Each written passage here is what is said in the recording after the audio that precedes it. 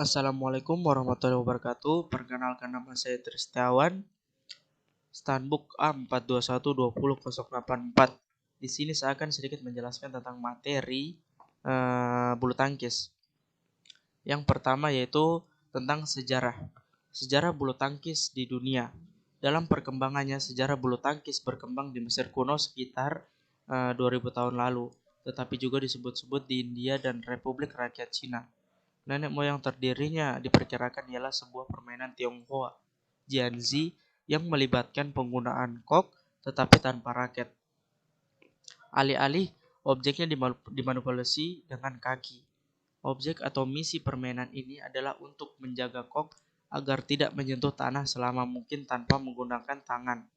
Di Inggris, sejak zaman pertengahan, permainan anak-anak yang disebut dengan shuttlecock sangat populer. Anak-anak pada waktu itu biasanya akan memakai dayung atau tongkat dan bersiasat bersama untuk menjaga kok tetap di udara dan mencegahnya dari menyentuh tanah. Ini cukup populer untuk menjadi nuansa harian di jalan-jalan London pada tahun 1854. Ketika majalah Push mempublikasikan kartun untuk ini, dalam sejarah bulu tangkis Inggris membawa permainan ini ke Jepang, Republik Rakyat Cina, dan Thailand selagi mereka mengkolonisasi Asia. Ini kemudian dengan segera menjadi permainan anak-anak di wilayah setempat. Oleh olahraga ini kompetitif, bulu tangkis diciptakan oleh petugas tentara Britania di Pune, India pada abad ke-19 saat mereka menambahkan jaring dan memakaikannya secara bersaingan. Oleh sebab kota Pune dikenal sebagai Pona. Permainan tersebut juga dikenal sebagai Pona pada masa itu. Para tentara membawa permainan itu kembali ke Inggris pada 1850-an. Olahraga ini mendapat nama yang sekarang pada 1860 dalam sebuah pamflet oleh Isaac Spart, seorang penyalur mainan Inggris, berjudul Badminton Shuttledore. Ini melukiskan permainan tersebut dimainkan di gedung badminton. Terus, sejarah bulu tangkis di Indonesia.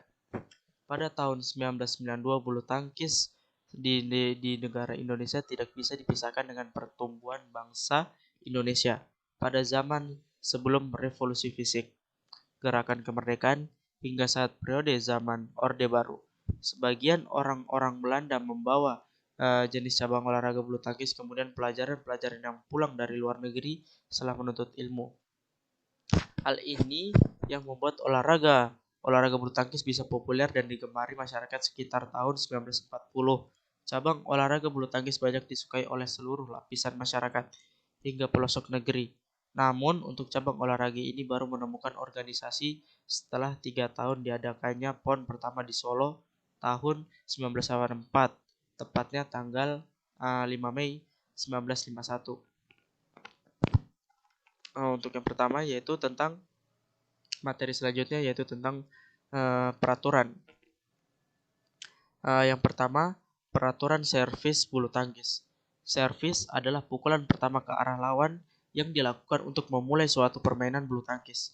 Cara melakukan servis yang baik dan benar bisa dibaca servis dilakukan dari satu sisi lapangan, kiri atau kanan, menyeberangi jaring ke area lawan. Bila kok jatuh di luar area tersebut, maka kok dinyatakan keluar dan poin untuk penerima servis. Antara partai tunggal dan ganda memiliki area servis masing-masing yang berbeda. Pengundian servis dilakukan sebelum permainan dimulai. Seorang wasit menentukan pukulan pertama dengan menggunakan pengundian terlebih dahulu untuk menentukan siapa yang berhak melakukan servis pertama. Beberapa aturan servis yang perlu diperhatikan yaitu pada saat memukul, tinggi kepala atau daun raket harus berada di bawah pegangan raket. perkenaan kok harus berada di bawah pinggang. Kaki kiri statis, kaki kanan bergeser, tetapi tidak lepas dari tanah. Rangkaian mengayun raket harus dalam satu rangkaian. Penerima servis bergerak sesaat setelah servis dipukul. Beberapa kesalahan yang sering terjadi dalam servis permainan bulu tangkis yaitu pada saat memukul bola, kepala atau daun raket lebih tinggi atau sejajar dengan grip raket. Titik perkenaan kok kepala raket lebih tinggi dari pinggang. Posisi kaki menginjak garis tengah atau depan. Kaki kiri melangkah. Kaki kiri melakukan langkah. Kaki kanan melangkah sebelum kok dipukul. Rangkaian mengayun raket dan memukul kok tidak boleh terputus. Penerima servis bergerak sebelum kok servis dipukul. 2. Tentang garis lapangan untuk area permainan servis bulu tangkis. Lapangan yang digunakan untuk pertandingan bulu tangkis antar partai ganda dan partai tunggal memiliki perbedaan. Di dalam permainan bulu tangkis, setiap garis lapangan memiliki fungsinya masing-masing. Garis samping memiliki 2 garis, luar dalam, dan garis belakang juga memiliki 2 garis, yaitu luar dan dalam. Untuk area bidang permainan bulu tangkis, garis samping dalam dan garis belakang luar digunakan untuk area permainan tunggal, sedangkan garis samping luar dan garis belakang luar digunakan untuk area permainan untuk partai ganda. Bidang area servis permainan bulu tangkis untuk partai tunggal adalah garis samping, dalam, dan garis belakang luar. Sedangkan untuk area servis untuk partai ganda adalah garis samping luar dan garis belakang bagian dalam. 3. Partai atau bentuk permainan bulu tangkis ada 5, yaitu yang pertama, partai tunggal putra, yaitu pemain yang dimainkan oleh seorang pemain putra dengan seorang pemain putra dari lawan. Yang kedua yaitu tentang partai tunggal putri, yaitu permainan yang dimainkan oleh seorang pemain putri dengan seorang pemain putri dari tim lawan. Yang ketiga yaitu tentang partai ganda putra, yaitu permainan yang dimainkan oleh 2 orang pemain putra dengan 2 orang pemain putra dari tim lawan. Yang keempat, partai ganda putri, yaitu permainan yang dimainkan oleh 2 orang pemain putri dan 2 orang pemain putri dari tim lawan. Yang terakhir, partai ganda campuran, yaitu pemain yang dimainkan oleh pasangan putra-putri dengan pasangan putra-putri juga dari lawan. Nah, yang keempat, materi selanjutnya yaitu tentang sistem penilaian atau perhitungan poin dalam permainan bulu tangkis. Ada beberapa jenis penilaian atau perhitungan dalam badminton. Di antaranya adalah sistem pindah bola dan sistem rally. Sistem pindah bola adalah permainan bulu tangkis. Dalam permainan bulu tangkis, sebelum pertandingan dimulai, harus ditentukan salah seorang pemain dari tiap-tiap pasangan sebagai orang pertama. Pilihan ini berlaku untuk setiap set yang dimainkan. Yang selanjutnya, jumlah poin genap dan ganjil menentukan posisi orang pertama saat melakukan servis. Yang selanjutnya yaitu tentang setiap pasangan mempunyai 2 kesempatan servis sebelum pindah bola, kecuali servis pertama dan tiap-tiap awal set tidak mendapat kesempatan kedua. Yang selanjutnya yaitu saat pindah bola, servis pertama selalu dilakukan oleh pemain yang berada di sebelah kanan, bukan oleh orang yang pertama. Sistem rally. Yang pertama, setiap pasangan hanya mendapat 1 kali kesempatan servis, tidak ada servis kedua. Selanjutnya, servis dilakukan oleh pemain yang posisinya sesuai dengan poin yang telah diraih oleh pasangan tersebut. Selanjutnya yaitu tentang pemain yang sama akan terus melakukan servis sampai poin berikutnya diraih oleh lawan. Sistem perhitungan poin pada bulu tangkis telah mengalami banyak perubahan, mulai dari sistem klasik yaitu pindah bola 15 poin sampai sistem terbaru yaitu sistem rally 21 poin, terhitung sejak Mei tahun 2006. pada kejuaraan resmi seluruh partai, tunggal maupun ganda, menggunakan sistem perhitungan 3 kali 21 rally point. Poin tertinggi dalam setiap set adalah 21, kecuali jika terjadi perpanjangan yang dikarenakan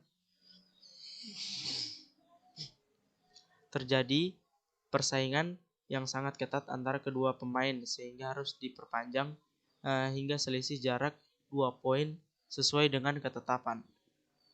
Pemain bisa dikatakan menang dalam sebuah pertandingan jika pemain tunggal maupun ganda bisa memenangkan 2 set pertandingan secara langsung. Jika terjadi hasil yang sama kuat dalam 2 set, maka dilanjutkan dengan set permainan yang ketiga. Teknik dan skill. Yang pertama, teknik dasar memegang raket atau menggunakan raket. Cara memegang raket dengan teknik forehand. Teknik forehand itu teknik pertama, yaitu pegang raket di tangan kiri dan posisi raket tegak lurus. Tangan kanan memegang senar. Tangan kanan mengarah ke pegangan raket. Telapak tangan berada pada ujung pegangan tangan. Selanjutnya yaitu jari telunjuk agak terpisah dari jari lainnya. Ibu jari melingkar. Jadi begini. Yaitu jari lainnya agak direnggangkan pada saat memegang raket, teknik forehand. Yang kedua yaitu teknik backhand. Yang pertama, ibu jari posisi melingkar tegak lurus di sepanjang pegangan raket. Ibu jari ke dalam sebagai pengungkit. Pegangan berubah dengan putaran raket seperempat putaran. Cara memegang raket, teknik frying pan pelaksanaan. Teknik frying. Letakkan raket di lantai, pegang dan angkatlah. Bila raket sejajar dengan tubuh, bidang-bidang raket sejajar dengan tubuh, seperti memegang penggorengan atau palu. Yang kedua yaitu tentang teknik dasar pukulan forehand dalam melakukan permainan bulu tangkis. Teknik dasar forehand merupakan teknik pukulan yang paling sering digunakan. Cara melakukan teknik dasar pukulan forehand yaitu pegang raket dengan teknik forehand, posisi kaki kiri berada di depan dan posisi kaki kanan berada di belakang. Posisi badan miring ke arah kanan. Pukul shuttlecock sambil dengan menggerakkan bahu ke depan. Biarkan gerakan tangan lurus ke bawah. Apabila kamu ingin melakukan pukulan clear, pukul shuttlecock sekeras mungkin. Yang ketiga yaitu teknik dasar footwork atau gerakan pada kaki. Kelincahan posisi gerakan kaki ke samping, depan, dan belakang merupakan salah satu teknik yang harus diketahui. Tujuannya adalah agar kita dapat menjangkau kok dari area manapun, sehingga jika berada di posisi yang tepat, bisa menyerang ke daerah lawan dan melakukan pukulan yang berkualitas dan mematikan. Yang keempat yaitu teknik dasar, sikap, dan posisi badan pada saat permainan bulu tangkis. Posisi badan pada permainan bulu tangkis harus bertumpu kepada kedua kaki agar seimbang dalam melakukan teknik penyerangan maupun bertahan. Menekuk atau membengkokkan kedua lutut kaki, kemudian ketika berdiri menggunakan bagian ujung kaki sehingga posisi pinggang tetap tegak. Posisi kedua kaki sedikit terbuka, selebar bahu dengan posisi sejajar. Bisa juga salah satu kaki berada di depannya, lengan siku melebar ke samping badan sehingga tangan yang memegang raket bebas bergerak. Ketinggian kepala raket harus lebih tinggi dari kepala kita. Yang kelima, teknik dasar ketika posisi memukul, hitting position. Jika kamu memegang raket menggunakan tangan kanan, usahakan posisi badan menyamping ke arah net dan kaki kiri berada di depan kaki kanan. Posisi badan harus berada di belakang kok yang akan dipukul dan bahu yang kanan agak ditarik ke belakang. Ketika memukul posisi bahu kanan, kaki kanan harus ada perpindahan yaitu dari posisi belakang ke depan. Nah, selanjutnya yaitu tentang 6 teknik dasar servis. Teknik ini dilakukan dengan mengarahkan kok ke area kanan kiri, depan maupun belakang pemain lawan. Hindari melakukan servis dengan posisi kok yang tanggung dan tepat berada di depan pemain lawan. Hal itu akan memudahkan lawan untuk mematikan pergerakan kita. Ada 3 macam teknik servis, yaitu servis forehand pendek, servis forehand panjang, dan servis backhand. Nah, yang selanjutnya yaitu tentang teknik dasar overhead. Satu-satunya cara jika ingin melakukan ini adalah dengan memegang dengan teknik forehand grip. Hal ini dilakukan karena kok berada jauh di belakang posisi kita. Pukulan ini dilakukan seperti gerakan melempar. Yang kedelapan yaitu teknik dasar smash. Pada teknik ini, pukulan dilakukan dengan tenaga penuh dan kok harus mengarah ke bagian bawah area lawan. Pukulan ini biasanya digunakan saat posisi menyerang dan bertujuan untuk mematikan pergerakan lawan, dan teknik ini lebih baik jika dilakukan dengan lompatan yang tinggi sehingga kita mendapatkan posisi pukulan yang sempurna. Yang kesembilan yaitu tentang teknik dasar drop shot. Drop shot merupakan pukulan yang hampir sama dengan teknik smash, namun perbedaannya adalah pada posisi raket saat akan melakukan pukulan, seperti melakukan gerakan tipuan, seolah-olah seperti ingin melakukan teknik smash. Jika pada seseorang pemain bulu tangkis yang profesional, biasanya saat melakukan teknik drop shot, posisi shuttlecock terjatuh tidak jauh dari net, atau dilakukan jatuhan di antara garis ganda pemain lawan dengan net. Dalam melakukan teknik ini ada banyak faktor yang menentukan hasil atau tidak, seperti faktor posisi tubuh, pegangan raket, pergerakan kaki, dan perpindahan berat badan yang harmonis. Cara melakukan teknik dasar drop shot. Yang pertama yaitu pegang raket dengan teknik forehand grip. Yang kedua yaitu posisi pada saat memegang raket, yaitu menyamping badan ke arah bahu. Usahakan bergerak dengan lincah agar mendapatkan posisi badan berada di belakang shuttlecock. Pukul raket dengan posisi keadaan tangan lurus, kemudian dorong dan sentuh shuttlecock dengan pelan, seperti ingin melakukan teknik smash. Arahkan shuttlecock ke daerah yang kosong, yaitu ke daerah arah kanan maupun kiri, depan dan belakang lawan. Yang ke-10 yaitu tentang teknik dasar netting. Teknik netting merupakan pukulan yang tidak terlalu keras, yang berada tipis di dekat net. Jarang pemain yang bisa melakukan teknik ini. Karena teknik ini begitu susah ataupun harus teliti dalam melakukannya. Karena ini harus memiliki sensei yang tinggi dan teknik penempatan bola yang baik, sarana dan prasarana dalam permainan bulu tangkis, yaitu yang pertama, lapangan bulu tangkis. Lapangan bulu tangkis yang sesuai dengan IBV sebagai berikut. Ada banyak hal, yaitu yang bagian pertama, panjang lapangan yaitu 13,40 meter, digunakan untuk partai tunggal dan ganda. Yang B, lebar lapangan 6,10 meter, digunakan untuk partai ganda, dan ukuran 5,18 meter digunakan untuk partai tunggal. Ketentuan lain bahwa garis lapangan bulu tangkis diusahakan yang berwarna jelas dan mudah dilihat. Misalnya warna putih, kuning, intinya warna-warna yang cerah. Kedua, net atau jaring. Panjang net 610 cm, lebar net 76 cm. Pita putih di atas net berukuran 3,8 cm. Tiang net dibuat dari bahan yang cukup kuat, misalnya besi. Tiang net bentuknya bulat dengan jari tengah berukuran 3,8 cm. Tiang net dipasang di luar garis samping. Tinggi net itu sekitar 1,524 meter, 1,5 meter. Yang kelima yaitu kok atau shuttlecock. Kok atau disebut dengan shuttlecock terdiri atas kepala dan bulu kepala. Bahan untuk membuat kok yaitu gabus yang berbentuk setengah bulatan yang dilapisi dengan kulit. Pada gabus ditancapkan bulu unggas yang jumlahnya 14 sampai 16 helai. garis tengah gabus yaitu 25-28 mm, garis tengah di ujung atas adalah 54-56 mm.